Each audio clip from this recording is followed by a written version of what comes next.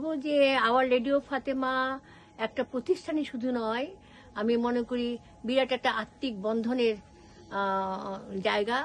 আমরা সবাই lady Fatema gate দিয়ে ঢুকেই আমরা আওয়ার লেডি এ কথা বলতে খুবই পছন্দ করি।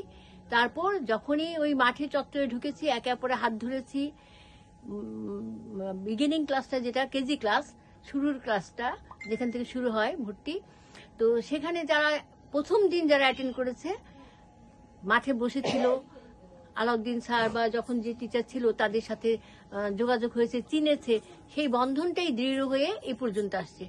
তো এখন যারা এই উদ্যোক্তা, এর মধ্যে অনেকেই বয়স হয়েছে, আমরাও বার্ধক্যে পৌঁছে গেছি, তো সেভাবে আর হয়তো হয়ে ওঠে নাই, আমরা হয়তো চিন্তাও করি নাই।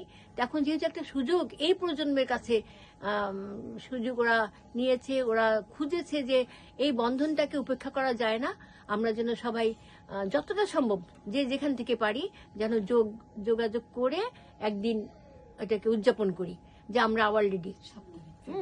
7 তারিখ 7ই ফেব্রুয়ারি 2025 এই দিনটিকে তারা বেছে নিয়েছে। সবাই একত্রিত হব, উল্লাস করব, স্মৃতি রোমন্থন করব, এবং এই যে আত্মিক বন্ধনটা, বিদ্যালয়ের ধুলাবালি, কৃষ্ণচূড়া গাছের ডাল অনেকের মনে আছে, কৃষ্ণচূড়া গাছগুলোর কথা অনেকেই কি হয় আপ্লুত হয়, অনেকেই আপ্লুত হয় যে এরকম মাঠ ছিল, এরকম ছিল, এরকম ছিল। কেউ কেউ এসে ওই জলের কলটা যে আছে না, ওটা তো পানি খায় যে ছোট কালার মতো, আমি নিজে দেখেছি।